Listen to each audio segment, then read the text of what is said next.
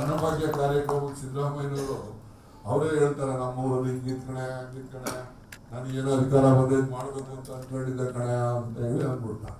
ಮತ್ತೆ ಮನುಷ್ಯ ಎಷ್ಟೊಂದು ನಿಷ್ಕಲ್ಮಶವಾದ ಮನಸ್ಸು ಅಂದ್ರೆ ಅವ್ರದ್ದು. ಈಗ ನಾನು ಶಿವಭಾಗ್ಯದ್ದು ಅವ್ರ ಹತ್ರ ಒತ್ತಾಯ ಮಾಡಿದೆ. ಶಿವಭಾಗ್ಯದ್ದು ಅದೇನೋ ಆಗಲ್ಲ ಅಂತ ಕಡೆ, ಅದೇನೋ ಅಧಿಕಾರಿಗಳೆಲ್ಲ ಹಂಗೆ ಹೇಳ್ತಾರೆ ಹಿಂಗೆ ಹೇಳ್ತಾರೆ. ನಾನು ಹೇಳಿದೆ, ಅಧಿಕಾರಿನ ಸರ್ಕಾರ ನಡೆಸೋರು ನೀವೇ ಸರ್ಕಾರ ನಡೆಸೋರಿ ಅಂತ ನಾನು ಸುಮ್ಮನೆ ಹಂಗೆ ತಮಾಷೆ ರೇಗಿಸ್ಬಿಡಿ.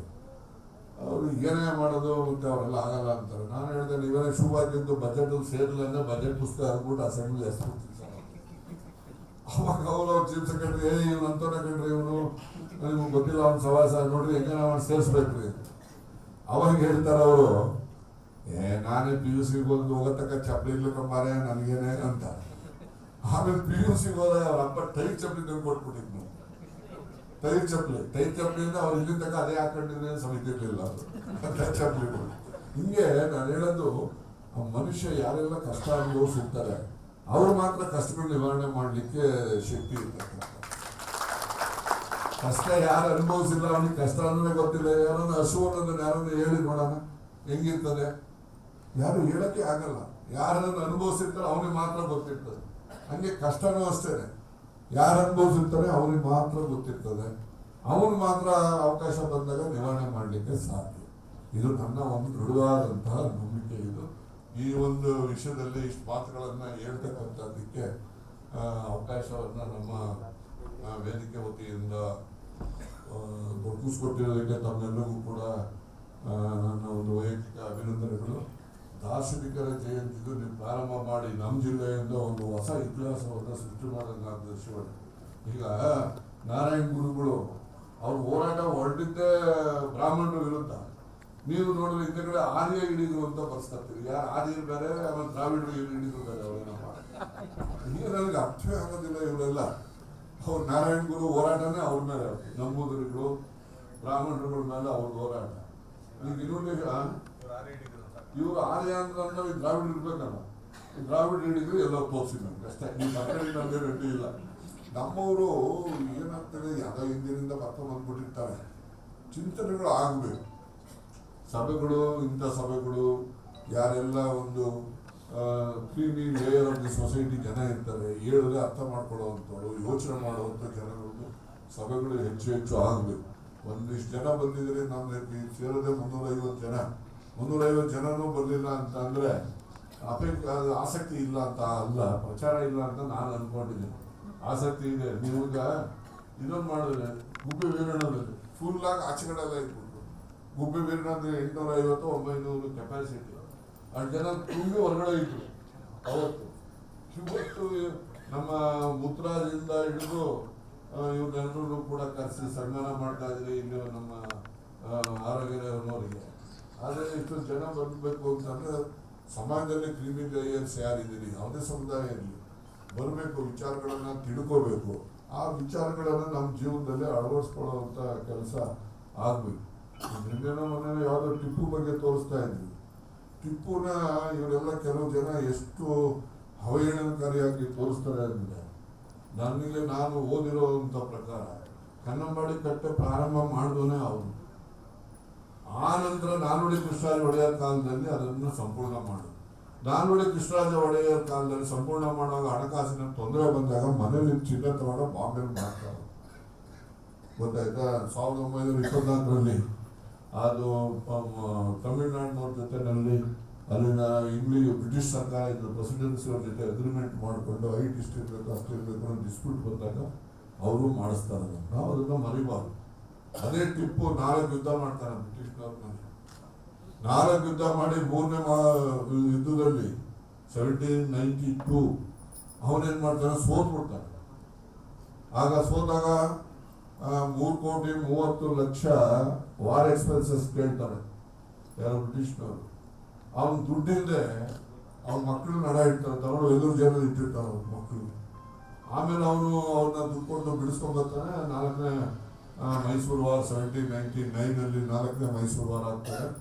ಆ ಮೈಸೂರು ವಾರಲ್ಲಿ ಅವನು ಮೀರ್ ಸಾಧಕ್ ಕಥೆಯಿಂದ ಅವನು ಸೋತೋಗ್ತಾನೆ. ಮೀರ್ ಸಾಧಕ್ಕು ದ್ರೋಹ ಮಾಡದೇ ಇದ್ರೆ ಅವನ ಒಂದು ಶಸ್ತ್ರಾಗಾರ ಎಲ್ಲ ಡ್ಯಾಮೇಜ್ ಆಗದೆ ಇದ್ರೆ ಅವನು ಸೋಲ್ತಾ ಇರಲಿಲ್ಲ. ಅವನ ಮೋಸದಿಂದ ಅವನನ್ನು ಸೋಲಿಸ್ತಾರೆ. ಮತ್ತೆ ರೇಷ್ಮೆ ಬಂದಿದೆಯಲ್ಲ ನಮ್ಮ ರಾಜ್ಯದಲ್ಲಿ, ರೇಷ್ಮೆಗೆ ಅವನೇ ಜನಕ. ರೇಷ್ಮೆ ಮೊದಲಿನ ಏನು ಬೆಳೆ ಇದೆ, ನಾವೊಂದು ಸುಲ್ತಾನ್ ಕಡ್ಡಿ ಅಂತ ಹೇಳಿ ತಂದವನೇ ಅವನು. ಪರ್ಷಿಯಾದಿಂದ ಅವನು ತರಿಸಿ ನಮ್ಮನ್ನು ಇದು ಮಾಡಿದ್ರು. ಇವತ್ತು ನೀವೆಲ್ಲ ರಾಮನಗರಲ್ಲೆಲ್ಲ ಹೋದ್ರೆ ಬರೀ ಮುಸ್ಲಿಮ್ಸೇ ಜಾಸ್ತಿ ರೇಷ್ಮೆ ವಿಲೇಜರ್ಸ್ ನಡೆಸೋರು, ವ್ಯಾಪಾರ ಮಾಡೋರು ಎಲ್ಲ ಅವರೇ ಜಾಸ್ತಿ. ಅದು ಅಲ್ಲಿಂದ ಬಂದಿರ್ತಕ್ಕಂಥದ್ದು. ಸೊ ಇವೆಲ್ಲ ಟಿಪ್ಪು ಸುಲ್ತಾನ್ ಬಗ್ಗೆ ಇದೆ ಅಂತಕ್ಕಂಥದ್ದು. ಮತ್ತೆ ಅವರು ನಂಜುಂಡೇಶ್ವರ ಅವನೊಂದು ಆನೆಗೆ ಕಣ್ಣು ಹೋಗ್ತದೆ, ಕಣ್ಣೋದಾಗ ಅವನು ನಂಜುಂಡೇಶ್ವರನಿಗೆ ಅರ್ಕೆ ಮಾಡ್ಕೊಳ್ತಾನೆ.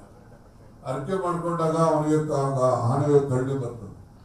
ಆಗ ಅವನು ಇವತ್ತು ಕೂಡ ಒಂದು ಪಚ್ಚೆ ಇವತ್ತು ನಂಜುಂಡೇಶ್ವರನ ಲಿಂಗು ಮೇಲೆ ಇಟ್ಟ ಪೂಜೆ ಮಾಡ್ತಾನೆ. ಅವಾಗನೇ ಅವನು ನಂಜುಂಡೇಶ್ವರನಿಗೆ ಹಕ್ಕೀಂ ನಂಜುಂಡ ಹಾಯ್ ಅಂತ ಹೇಳಿ ಅವನೇ ಹೆಸರು ಕೊಡೋನು. ಇವೆಲ್ಲ ಟಿಪ್ಪು ಸುಲ್ತಾನನ ಬಗ್ಗೆ ಇರ್ತಕ್ಕಂಥ ಒಳ್ಳೆಯ ಅಂಶಗಳು. ಎಲ್ಲ ಎಲ್ಲಿ ಅಂತದ್ದು ಕೊಡಗಲ್ಲಿ ಅವನ ಪ್ರಭುತ್ವವನ್ನು ಪ್ರಶ್ನೆ ಮಾಡಿದಾಗ ಅವನು ರೂಪ್ಲೆಸ್ ಆಗಿ ಅದನ್ನು ಸಪ್ರೆಸ್ ಮಾಡಲೇಬೇಕಾಗ್ತದೆ. ಇದೆಲ್ಲ ಹಂಗೆ ಮಾಡ್ಬಿಟ್ಟ ಹಿಂಗೆ ಮಾಡ್ಬಿಟ್ಟ ಮಾಡಿರೋದನ್ನು ಹೇಳಲಿ, ಅವನೇನು ಒಳ್ಳೇದು ಮಾಡಿದಾನೆ ಅದನ್ನು ಹೇಳ್ಬೇಕಲ್ಲ. ನಮ್ಮ ಮಕ್ಕಳುಗಳಿಗೆ ಇತಿಹಾಸ ಸ್ಪಷ್ಟವಾಗಿ ಗೊತ್ತಾಗ್ಬೇಕು. ಯಾವತ್ತು ಇತಿಹಾಸವನ್ನು ತಿರುಚಿ ಹೇಳಬಾರ್ದು ನಾವು. ಅದನ್ನು ಇವತ್ತೆಲ್ಲ ತಿರುಚಿ ಹೇಳ್ತಕ್ಕಂಥದ್ದೇ. ಈಗೆಲ್ಲ ಹಿಂದುತ್ವ ಮಾತಾಡ್ತಿದ್ರೆ ಹಿಂದುತ್ವ, ನಾವೇನು ಹಿಂದೂಗಳಲ್ವ?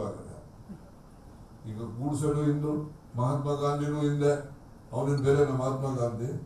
ನೀವು ನಿನ್ನೆ ಎಲ್ಲ ಮೊನ್ನೆ ಒಂದು ಪತ್ರಿಕೆಯಲ್ಲಿ ಒಂದು ಬರೆದಿದ್ರಿ, ಅರಸೋರು ಇಲ್ಲ ಲಕ್ಷ್ಮೀಕಾಂತ್ ಓದಿರ್ಬೇಕು ಅಂತ ಅನ್ಕೊಂಡಿದ್ದೀನಿ. ದೇವನೂರು ಮಹಾದೇವ್ ಬರೆದಿದ್ದಾರೆ, ಪ್ರಜಾವಾಣಿಗೆ ಬಂದಿದೆ. ನಿನ್ನೆ ಇತ್ತು, ಮೊನ್ನೆ ಪೇಪರ್ ಬಂದಿದೆ ನೋಡಿ. ಅಲ್ಲಿ ದೇವಸ್ಥಾನಗಳ ವೈಕಂ ಅಂತ ಊರಲ್ಲಿ ದೇವಸ್ಥಾನ ಸುತ್ತಮುತ್ತ ರಸ್ತೆಯಲ್ಲೂ ಕೂಡ ಯಾರು ಶೂದ್ರರು ಓಡಾಡಂಗಿಲ್ಲ. ವೈಕಂ ಅಂತ ಅಲ್ಲಿ ಯಾರೋ ಒಬ್ಬ ಲಾಯರ್ ಇರ್ತಾನೆ, ಶೂದ್ರ ಜಾತಿ ಸೇರಿದವನು. ಅವನ ಕಾನೂನು ಕೂಡ ಆ ರಸ್ತೆ ದೇವಸ್ಥಾನದ ಒಳಗಡೆ ಅಲ್ಲ, ಆ ದೇವಸ್ಥಾನದ ಪಕ್ಕದಲ್ಲಿರೋ ರಸ್ತೆಯಲ್ಲೂ ಕೂಡ ತಿರುಗಾಡಂಗಿಲ್ಲ. ಆ ಸಂಬಂಧದಲ್ಲಿ ಇವರು ಮಹಾತ್ಮ ಗಾಂಧಿಯವರು ಚರ್ಚೆ ಮಾಡಕ್ಕೆ ಹೋಗ್ತಾರೆ. ಅವರನ್ನ ನಂಬುದ್ರೆ ಅವನು ಆಚೆ ಜಗ್ಲಿನಲ್ಲಿ ಕೂಡಿಸಿ ಇವ್ರು ಒಳಗಡೆ ಕೂತ್ಕೊಂಡು ಮಾತಾಡ್ತಾರೆ. ಮಹಾತ್ಮ ಗಾಂಧಿನೂ ಕೂಡ ಮನೆ ಒಳಗಡೆ ಸೇರಿಸೋದಿಲ್ಲ ಅವರು. ಇದು ಇರ್ತಕ್ಕಂಥ ಇತಿಹಾಸಗಳನ್ನ ನಾವು ಅವನಿಗೆ ಮನೆಯ ಇವರು ಅಂತೇಳಿ ಗಾಂಧಿಯನ್ನು ಹೊರಗಡೆ ಜಗ್ಲಿನಲ್ಲಿ ಕೂಡಿಸ್ತಾರೆ. ಇವ್ರು ನಂಬುದ್ರೆ ಒಳಗಡೆ ಕೂತ್ಕೊಂಡು ಮಾತಾಡ್ತಾನೆ ಅವರು. ನಿನ್ನೆ ಎಲ್ಲ ಮೊನ್ನೆ ದೇವನೂರು ಮಹಾದೇವ್ ಪ್ರಜಾವಾಣಿನಲ್ಲಿ ಬರೆದಿದ್ದಾರೆ ನೋಡಿ.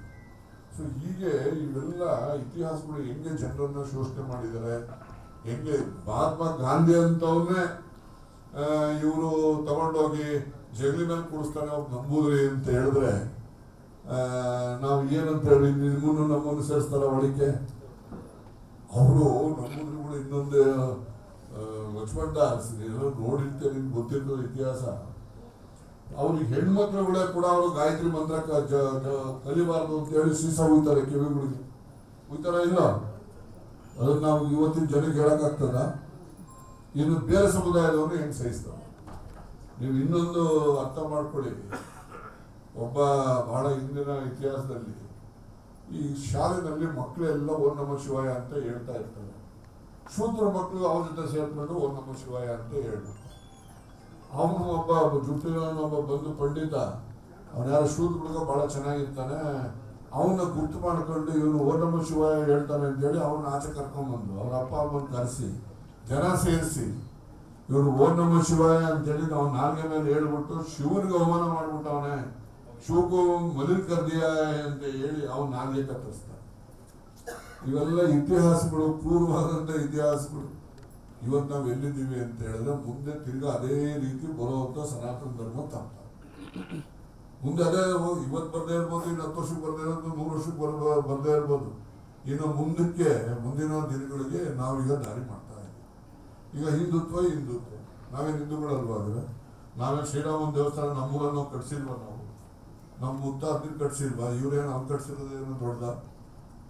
ಇವೆಲ್ಲ ಜನಗಳನ್ನ ರಾಜಕೀಯಕ್ಕೆ ಓಟ್ಗೋಸ್ಕರ ಮರಳು ಮಾಡುವಂಥದ್ದು ಮಾಡಕ್ ಹೋಗಿ ನಾವು ನಮ್ಮ ಜನರ ಇತಿಹಾಸ ಮತ್ತೆ ನಮ್ಮ ಜನರು ಹೋಗ್ಬೇಕಾದಂಥ ದಾರಿ ಇದೆಯಲ್ಲ ಅದನ್ನು ನಾವು ಇವತ್ತು ತಪ್ಪಿಸ್ಕೊಳ್ತಾ ಇದ್ದೀವಿ. ಈ ಕೋಡ್ಸೆ ಅವನು ಹಿಂದೂನೇ, ತಟ್ಟಾರ ಹಿಂದೂ ಇಲ್ಲ ಅಂತ ಹೇಳೋದು. ಗಾಂಧಿನೂ ಕೂಡ ಹಿಂದೂನೇ. ಗಾಂಧಿ ತಾತ ಹಿಂದೂ ಇದ್ರು ಕೂಡ ಗಾಂಧಿನ ಕೊಂದಾಗ್ದವನೇ ಇನ್ನೊಬ್ಬ ಹಿಂದೂನೇ, ಹೌದಲ್ವಾ? ಅದಕ್ಕೇನೆ ಗಾಂಧಿ ಹಿಂದುತ್ವ, ಗೂಡ್ಸೆ ಹಿಂದುತ್ವ ಅಂತ ಎರಡಿದು. ಈಗ ನಾವೆಲ್ಲ ಗಾಂಧಿ ಹಿಂದುತ್ವವನ್ನು ಪಾಲನೆ ಮಾಡ್ತಕ್ಕಂಥವ್ರು.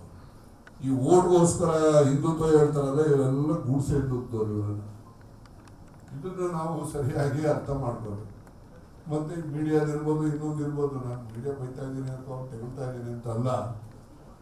ಈಗ ಮಾಡ್ತಕ್ಕಂಥ ಜನಗಣತಿ ಏನಿದೆ, ಇದು ಜಾತಿ ಜನಗಣತಿ ಅಲ್ಲ, ಸೋಷಿಯೋ ಎಕನಾಮಿಕ್ ಸರ್ವೆ, ಅವರ ಸಾಮಾಜಿಕ, ಆರ್ಥಿಕ ಮತ್ತು ಶೈಕ್ಷಣಿಕ ಸರ್ವೆ ಇದು. ಕೋರ್ಟಲ್ಲಿ ಅಫಿಡವಿಟ್ ಹಾಕೋ ಸರ್ಕಾರದವರು ಇದು ಜಾತಿ ಸಮೀಕ್ಷೆ ಅಲ್ಲ ಅಂತ. ಮತ್ತೆ ಜಾತಿ ಸಮೀಕ್ಷೆ ಮಾಡೋಕ್ಕೆ ರಾಜ್ಯ ಸರ್ಕಾರಕ್ಕೆ ಅಧಿಕಾರನೂ ಇಲ್ಲ. ಸೆನ್ಸಸ್ ಮತ್ತೆ ಕ್ಯಾಸ್ಟ್ ಸೆನ್ಸಸ್ ಇವೆರಡೂ ಕೂಡ ಕೇಂದ್ರ ಸರ್ಕಾರಕ್ಕೆ ಮಾತ್ರ ಇರ್ತಕ್ಕಂಥ ಅಧಿಕಾರ.